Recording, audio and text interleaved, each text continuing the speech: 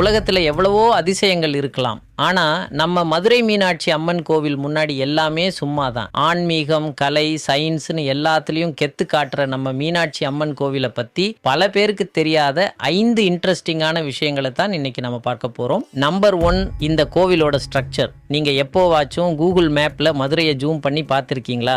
பார்த்தா அசந்து போயிடுவீங்க. ஏன்னா மீனாட்சி அம்மன் கோவிலை நடுவில் வச்சு சுற்றி இருக்கிற தெருக்கள் எல்லாமே ஒரு தாமரை பூ விரிஞ்சா எப்படி இருக்குமோ அப்படியே டிசைன் பண்ணியிருப்பாங்க. ஆயிரக்கணக்கான வருஷத்துக்கு முன்னாடியே சாட்டிலைட் வசதி கூட இல்லாத காலத்துல எப்படி இவ்வளோ ஆக்யூரேட் ஒரு சிட்டியை பிளான் பண்ணாங்கிறது இன்னைக்கும் சயின்டிஸ்டுகளுக்கே பெரிய ஆச்சரியம் தான்.